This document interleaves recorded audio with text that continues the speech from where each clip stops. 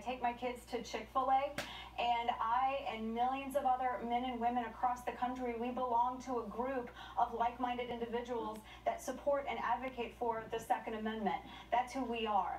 And we believe in that right. We believe in the rights that our men and women in uniform fight for every single day. By the way, Mark, a lot of those men and women in uniform are members of the NRA. Right. And we also believe with the Second Amendment, Mark, we support the First Amendment. I love a free press.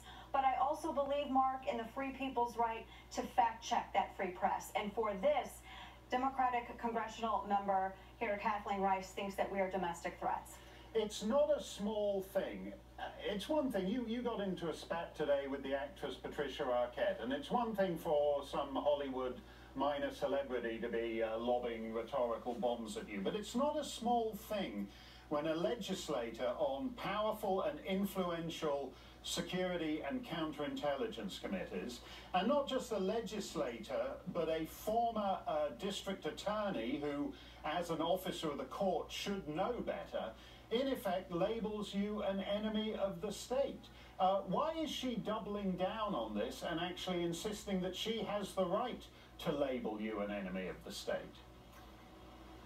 That's the million-dollar question, Mark. Perhaps she's thinking about running for higher office, and I do fear as to what this may mean. We've reached out and we have asked her office, is she going to send special police to arrest us? I mean, what does this mean? Am I going to be placed on a no-fly list? Because, as I've discussed often, we don't really know, in fact, the process through which someone is placed on a no-fly list, but we do know that there's no legal recourse to get off of it. Yeah. But if I'm a domestic threat, that's a lot. And Mark, this is a congresswoman who in her area, MS-13 is killing Black and Hispanic men, and yet she has harsher words for me and for NRA members than she does MS-13. That says something. No, and actually that's a very interesting point, Dana, because the great question, in a way, since 9/11 has been, who do these people consider domestic threats?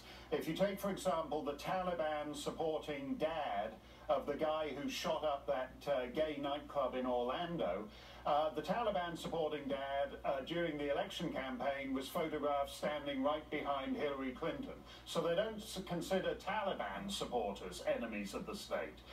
You, in that sense, occupy a unique category in the fevered nightmares of the Democrat Party. Well, apparently, I didn't call for jihad. I didn't burn down my college campus, Mark. I haven't destroyed any private property in protesting the inauguration of President Trump. All of that is okay. But when you promise to fact-check the media in the United States of America, a sitting Democrat congressional member will actually label you a domestic threat. And I just find that I've just never seen anything like this before. How free are people, Mark, if you're not free to criticize and fact-check your press?